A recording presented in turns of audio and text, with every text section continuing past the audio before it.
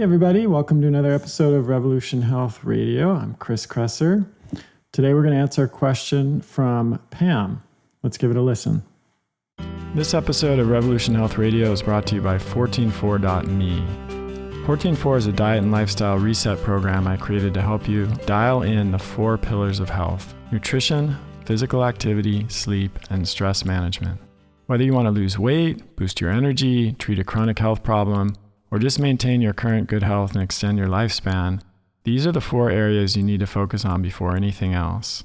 In the 144 program, I walk you through every step of the process, from cleaning out your pantry and shopping for the right foods, to recipe and meal plans, to video demos of workouts that you can do at home without any special equipment, to guided meditation and stress management programs, to daily sleep tips, to personalized recommendations for what to do after you finish the reset. 144 is a great option whether you're just getting started with this stuff or you've been on the path for a while. In fact, I do a 144 myself 3 or 4 times a year to hit the reset button and give myself a boost. To learn more about how 144 can help you achieve your health goals, head over to 144.me. Okay, now back to the show. Hi, Chris. My name is Pam. I had a question after listening to your recent podcast on chronic fatigue and the underlying symptoms. I was wondering what your thoughts are on emotional baggage, I guess, for lack of a better term, and its impact on attracting disease or allowing disease. I have a practitioner that I see that kind of feels like your childhood scars and emotional issues that you've carried forward up until this point in life, and sometimes even sort of energetic ancestral imprints that have been left on you from previous, relatives can have an impact on your health. And I was wondering if you had a thought about that, and if so, how you suggest going about rectifying those kinds of things. Thank you. Thanks so much for that question, Pam. It's a really interesting topic, and the more I do this work, the more I feel that lifestyle, behavior, emotions, psychological, and even spiritual factors play a crucial role, and sometimes maybe even a more important role than commonly recognized factors like diet, exercise, and sleep in determining our health. Diet and exercise and sleep are, of course, still very important and often the most important factors, but they're more obvious and they're more likely to be scrutinized. And in some ways, they're easier to change. Maybe sleep is a little bit of an exception, but most people are able to make changes in their diet and even their physical activity routine without making significant changes to who they are as a person, and making changes in other areas like social support or how we relate to ourselves and the world around us, how we relate to other people. These can really require pretty deep investigation. They require a lot of awareness, and they're not the kind of changes that can be easily made overnight. So I think there's a lot more focus on diet and exercise because they are certainly very important, but also because they're areas where it's a little bit easier for people to make quick changes. But the idea that emotions play a role in health and disease is very old. In traditional Chinese medicine, for example, they have organ systems, and each of the organ systems is associated with a particular emotion. So the kidneys are associated with fear, the liver system is associated with anger, the lungs are associated with anxiety, and the spleen is associated with pensiveness or overthinking. And the idea is that too much of any of these emotions damages the respective organ system that's associated with that emotion. So, for example, you hear about students developing what's called spleen qi deficiency in traditional Chinese medicine because they're overusing their cognitive faculty, or perhaps someone that has a lot of unresolved anger develops a condition that they call liver qi stagnation. So regardless of what you think about this traditional Chinese view, modern research has also uncovered a link between emotions and disease. And this is primarily expressed in the scientific literature in terms of stress. But stress is a really general term that can include, of course, emotions like grief and anger and anxiety and frustration and worry. And most people, if you just stop them on the street and you ask them if emotions contribute to health and disease, they would say yes without even thinking about it. Most of us have had some personal experience that backs this up, whether we became ill after a particularly traumatic emotional event in our life, or perhaps after taking care of an aging parent or a sick child or something like that. Most of us have experienced this to some degree or another. And then if we think about the more modern scientific research, we know that, for example, caregivers tend to be a population that is extremely affected by stress. And when researchers want to study the impact of stress on human physiology, they will often study caregivers of Alzheimer's patients, because it's known that this population is just under extreme duress, and the long-term effects of all of the emotional stress involved in caring for someone with Alzheimer's is extreme and severe. But how does emotion really contribute to disease? To me, that's one of the most interesting questions. And I think in order to answer it, we need to define what emotion really is.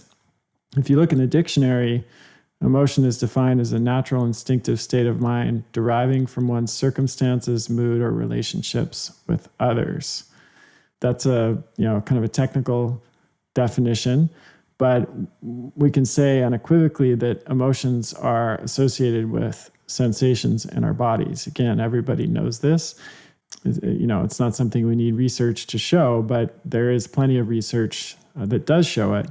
And in some cases, the emotion may precede the sensation that we feel in our body. So, for example, if you see a snake, you then feel fear, and then you experience a whole bunch of sensations that are related to that fear. So your heartbeat increases, your muscles tense, so that you can run away or deal with the threat. And not surprisingly, some recent research has shown that we all have the same bodily sensations associated with particular feelings, regardless of culture or language. And that makes sense because these emotions or sensations primarily evolved as survival mechanisms. But in some cases, the sensation may actually precede the emotion and the thought. So an example here might be that we show up at the office and a coworker is wearing a strong scent or perfume that makes you feel ill.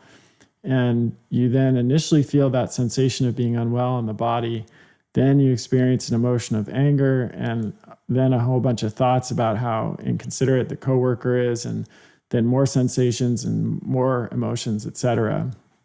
The reality is that the connection between sensations, emotions, and thought isn't really linear in most cases, but the key point is that emotions can and do produce real psychological changes. So if an emotion is chronic, for example, chronic sadness or fear or anxiety or anger, then the sensations and thus the physiological effects of those emotions will also be experienced chronically in the body. And it's really not difficult to understand how that could contribute to disease. So what about the idea that we store emotions and that they cause symptoms and illness later in our life? Well, this definitely falls outside of our conventional understanding of the body, but that doesn't mean we can rule it out. Based on what we have just talked about so far, it's at least plausible that strong emotions could produce a lasting response in the body.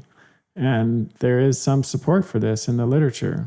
So, for example, we know that traumatic events that happen in utero or in early childhood can permanently downregulate the HPA axis and affect the production of hormones like cortisol for the rest of that child's life. So something that happened when a baby was in the womb actually impacts hormone production for the rest of that baby's life. So you can talk about that in different ways. The language that modern science uses to explain that doesn't involve using terms like, storing emotion or trauma in the body, but you could certainly look at it that way. It's essentially an emotionally traumatic event that had lifelong impacts. And, I think there may very well be other cases where somebody experiences a severe trauma early on, and that trauma affects the body in other ways that modern science doesn't currently understand. Maybe that person develops, a cancer later in life, or maybe they develop an autoimmune disease, or maybe they develop some other condition, but it's not clear to them, or certainly to their doctor, that the emotionally traumatic event that happened earlier in their life was a predisposing factor to them developing that condition. Now, I should say at this point that I'm a little bit wary of any explanation that tries to oversimplify things. So in the examples that I just used, where people had an emotionally traumatic event that then manifested as a disease or a condition later in life, for every person that did have something like that, there could be people that had a traumatic event and didn't manifest a disease like that later in life. So we are very, very complex beings, and there are multiple factors that affect our susceptibility to disease, including genetics, epigenetic expression, environmental factors like diet and physical activity, sleep, stress, and of course, emotions, among many, many others that are both understood currently and have a lot of research behind them, and others that are perhaps not as well understood. So even if it is true that emotional experiences manifest in our body both in real time, currently as we're experiencing them, and then possibly later on in life, it doesn't necessarily follow that, we'll always have the ability to identify those emotional traumas and release them, and thus escape the influence of them through some kind of, work, whatever that work may be.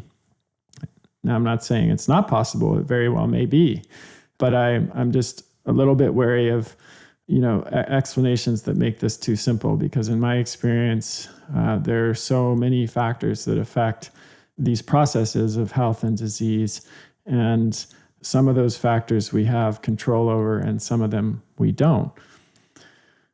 Okay, so there's another interesting part of this to me, which is the relationship between modern science and our understanding of the body and emotions. I'm a big believer in modern science, as anyone who's been listening to this podcast and follows my work knows, but I hope I've also made it clear that I believe that modern science can't explain everything. And in fact, it's changing all the time. Our current medical model is based on a philosophical underpinning of Cartesian dualism, which is a mechanistic view of the body as a sum of its individual parts. And it's really not holistic in any way. However, modern physics has taught us that the parts that we perceive to be separate are in fact part of an interconnected whole of atoms and even subatomic particles. And even more strangely, these particles can exist simultaneously as both particles and waves. We could really go off on a tangent here, and I love physics and quantum physics, and I'm kind of a geek about this stuff. I like to read about it in my spare time. But without going too deep on this, for those of you that are not aficionados of this topic, my point is that a medical model that is based not on Cartesian dualism, but on a more current understanding of physics, on quantum physics, would likely see no separation between thoughts, emotions, and the physical body, because they're all made of the same stuff. We have this phrase that you see all the time, the mind-body connection.